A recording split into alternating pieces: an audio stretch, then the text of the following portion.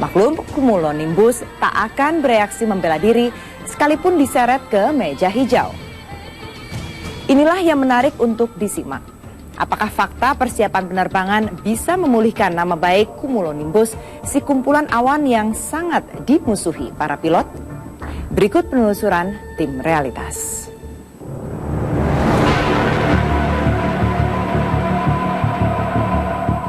Hari Kamis, tepat di hari pertama pada tahun 2015.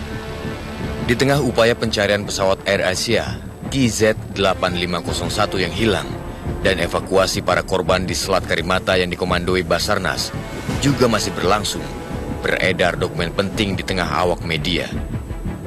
Dokumen ini adalah surat permohonan arahan dari Kepala BMKG yang ditujukan ke Menteri Perhubungan. Tak jelas siapa yang membocorkan surat ini ke awak media. Yang pasti, isi dari surat ini menegaskan bahwa AirAsia baru mengambil data cuaca di BMKG setelah pesawat hilang kontak. Pesawat AirAsia KZ8501 dinyatakan hilang kontak pada hari Minggu, 28 Desember 2014, sekitar pukul 6:17 pagi waktu Indonesia Barat. Nah, pihak AirAsia diketahui baru mengambil data cuaca sekitar pukul 7 pagi. Inilah yang membuat Kepala BMKG, Andi Eka Sakya, dicari-cari oleh awak media untuk diminta konfirmasinya soal kebenaran surat itu pada esok harinya, Jumat 2 Januari 2015. Soal apa sih, Pak? Tadi dulu. Oh enggak, kita menjelaskan latar belakang cuacanya. Itu saja. Ini benar ya, Pak? Surat itu benar ya, Pak? Ya kan sebetulnya surat itu ini off the record ya. Gitu. Surat itu kan saya buat secara internal kok pada menteri untuk laporan. Kenapa bisa bocor? Nah, saya nggak tahu, itu Anda yang harus jawab.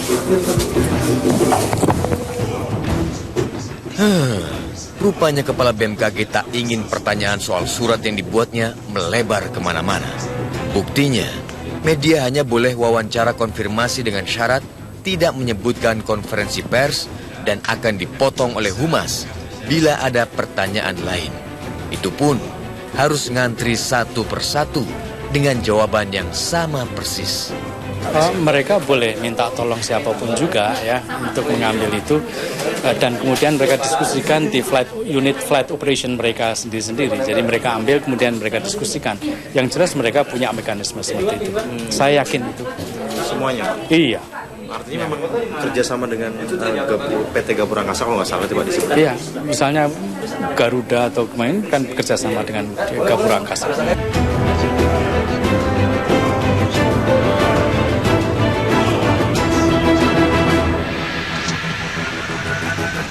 Rupanya, PT Gapura Angkasa adalah FOO, Flight Operation Officer, alias perusahaan yang menyediakan jasa pengambilan dokumen fisik BMKG untuk maskapai, termasuk AirAsia, yang terlambat mengambil data di hari naas itu.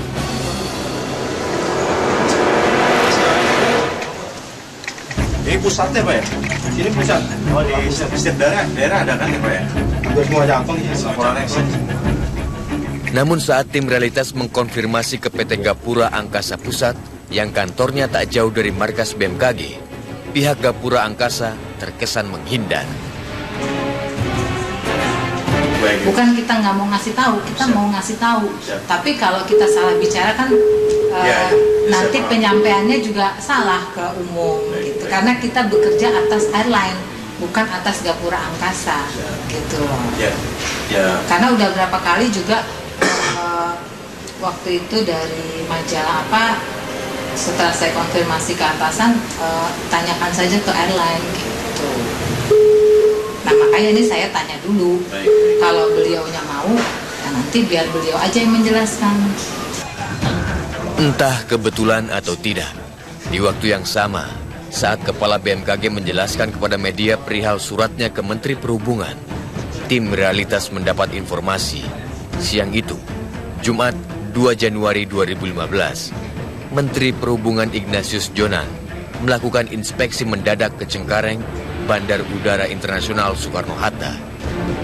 Meski hanya informasi sekedar lewat dan tidak ada media yang meliput saat Menteri Perhubungan ini sidak ke kantor AirAsia di Cengkareng, tapi ancaman Ignatius Jonan bukan isapan jempol. Faktanya, Jumat malam itu juga keluar surat pembekuan sementara rute Surabaya-Singapura untuk AirAsia yang berlaku sejak Jumat 2 Januari 2015. Konteksnya berbeda, tidak ada hubungan korelasi antara inspeksi Pak Menteri dengan surat itu pembekuan dikeluarkan. Itu beda. Kebetulan sorenya keluar kan gitu, tapi tidak ada hubungannya. Yang dilakukan oleh Pak Menteri di lapangan adalah beliau ingin melihat briefing itu bagaimana sih sebenarnya. Briefing antara pilot dengan antara FOO dengan pilot itu seperti apa.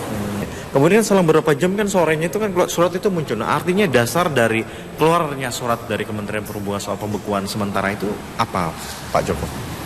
Itu berdasarkan evaluasi kita, investigasi kita. Loh, setelah kita pelajari sejak dari hari sebelumnya, kita pelajari loh, ternyata kok izin kita itu ternyata kita memberikannya hanya 1246, ternyata dia terbang 1357. Loh, ini kan melanggar. Nah, kalau melanggar ya harus kita berikan sanksi. Oke, bekukan dulu.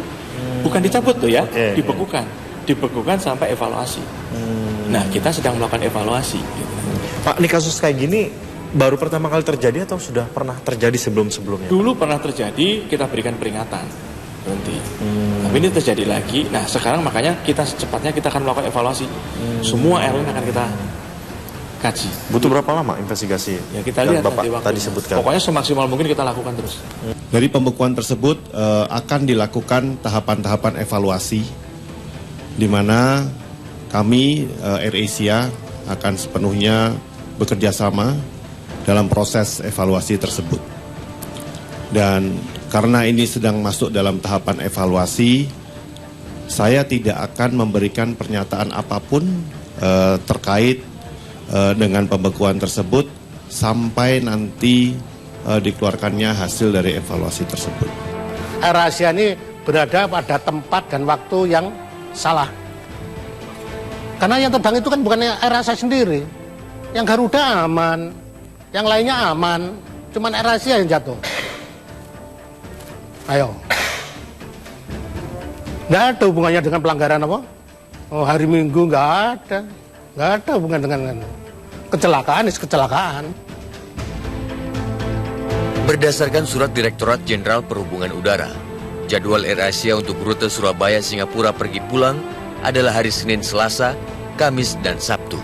Namun faktanya, AirAsia bisa melayani rute Surabaya-Singapura di hari Minggu 28 Desember 2014.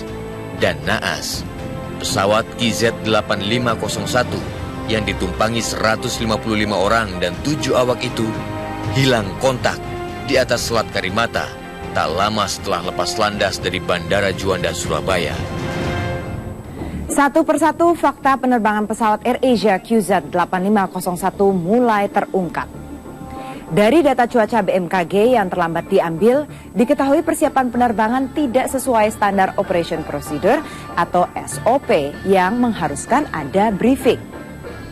Apalagi Kemenhub menemukan penerbangan AirAsia rute Surabaya-Singapura melanggar jadwal yang diberikan Dirjen Perhubungan Udara. Celakanya, stigma penyebab jatuhnya pesawat terlanjur mengarah ke cumulonimbus. Padahal selain AirAsia QZ8501, saat itu ada beberapa pesawat yang juga berhadapan dengan awan raksasa cumulonimbus berhasil menghindar. Lantas siapakah gerangan cumulonimbus yang sering dituding-tuding itu? Realitas segera kembali.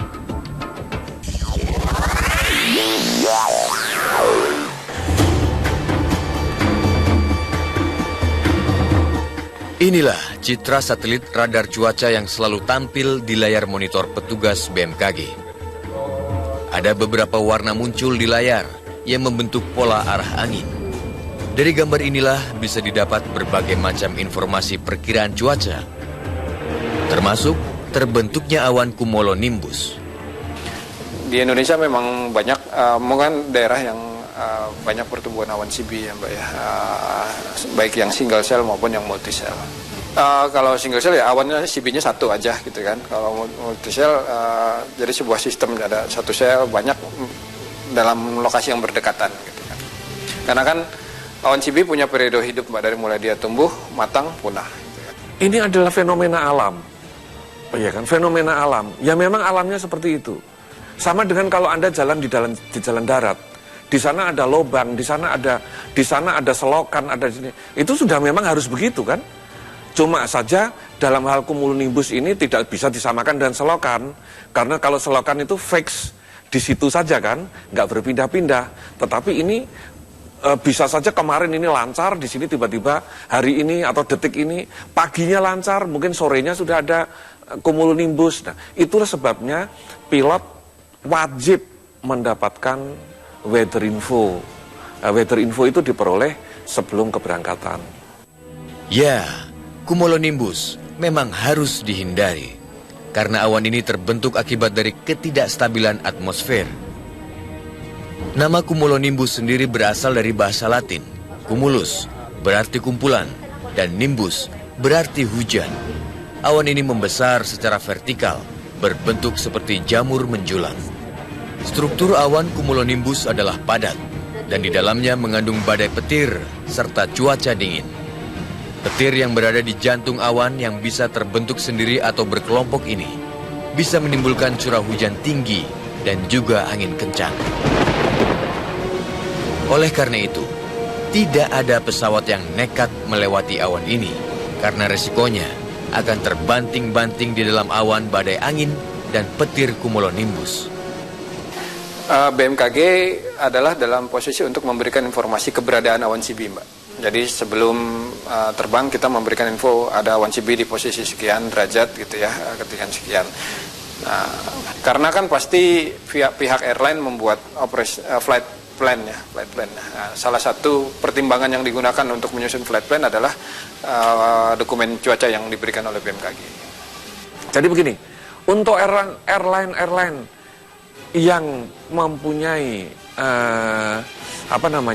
yang sudah established, dia mempunyai tim sendiri, namanya Flight Operation Officer, ya, petugas-petugas Flight Operation Officer.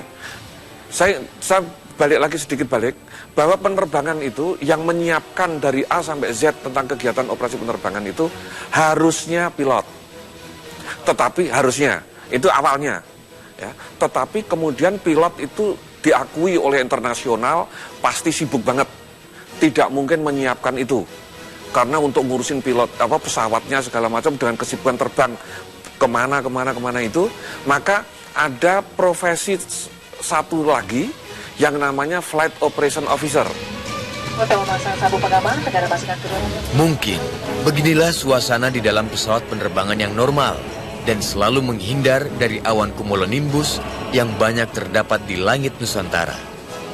Bisa jadi di pesawat ini pilot sudah matang menyiapkan penerbangan, termasuk bekal perakiraan cuaca dari BMKG. Cumulonimbus adalah awan badai besar dengan bentuk vertikal yang berisi air, es, dan petir.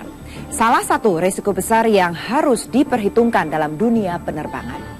Mau tidak mau, suka atau tidak suka, cumulonimbus akan selalu ada dan celakanya awan badai cumulonimbus tumbuh dengan baik di negeri kepulauan Nusantara. Cumulonimbus bukan untuk dimusuhi dan dilawan, apalagi dikambing hitamkan. Justru kita harus bersahabat dengan cumulonimbus karena dengan membaca awan badai ini, kita semakin paham kapan dan di mana awan petir ini tumbuh. Lantas berapa lama waktunya untuk mengetahui penyebab jatuhnya AirAsia QZ 8501? Realitas segera kembali.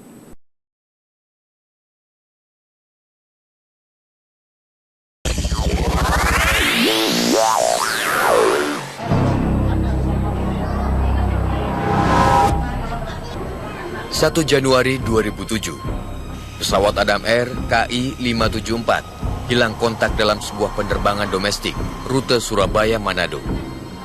Seluruh penumpang dan awak yang berjumlah 102 hilang dan dianggap tewas.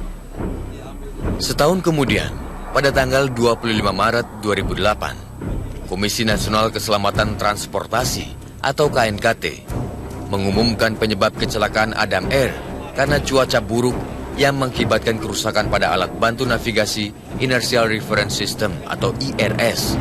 Dari situasi ini, pilot gagal dalam menghadapi kondisi darurat. Bila dicermati, ada kondisi yang mirip antara hilangnya pesawat Adam Air KI-574 dengan AirAsia KZ-8501. Pertama, sama-sama hilang dalam suasana liburan pergantian tahun baru. Kedua, hilang tak jauh dari garis ekuator Khatulistiwa. Ketiga, sama-sama berhadapan dengan cuaca buruk. Garis lintang ini ada kan Khatulistiwa nih. Ini akan ada garis lintang. Selat Makassar dan Karimata itu hampir segaris. Karena apa? Saat ini matahari kan ada di selatan. Udara itu gerak dari selatan ke utara itu bertemu di atas Indonesia. Kemudian naik. Udara naik, terjadi apa? Awan cumulonimbus itu. Sehingga cumulonimbusnya nggak berdiri sendiri, tapi apa? Berderet. Nah, sehingga disitulah. Kemudian kalau saya pelajari lagi, Adam Air kan Airbus. Kemudian, Adam Air kan Boeing. Ini Airbus. Mesinnya sama.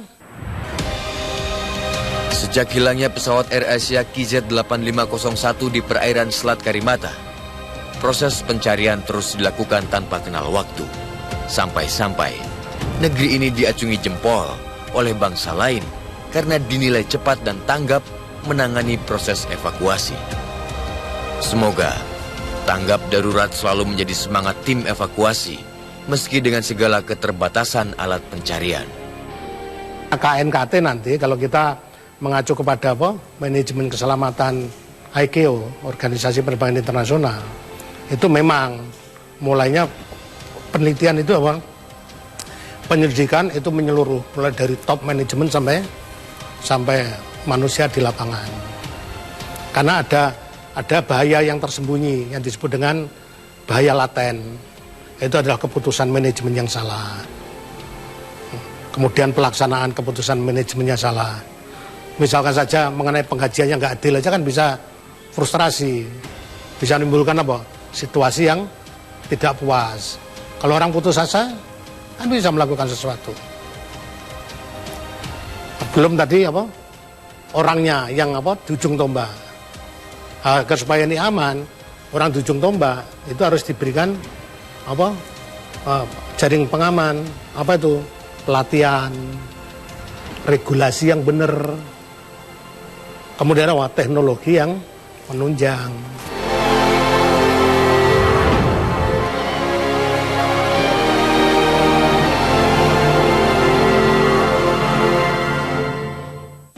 Banyak yang berduka dengan jatuhnya pesawat AirAsia QZ-8501. Namun ada juga yang bersyukur kepada Tuhan Yang Maha Kuasa karena urung menaiki pesawat itu akibat terlambat tiba di Bandara Juanda. Dan beruntunglah untuk mereka yang cermat, yang selalu matang menyiapkan perjalanan penerbangan. Dari data cuaca, kondisi pesawat hingga peralatan darurat untuk kondisi terburuk. Tentunya disertai doa yang ikhlas. Ya, awal tahun 2015 ada doa yang kita panjatkan bersama, terutama untuk mereka, para penumpang dan awak pesawat AirAsia QZ-8501. Semoga penyebab tragedi kecelakaan pesawat ini bisa terungkap agar bisa dihindari di kemudian hari. Saya Andini Effendi bersama tim Realitas. Sampai jumpa.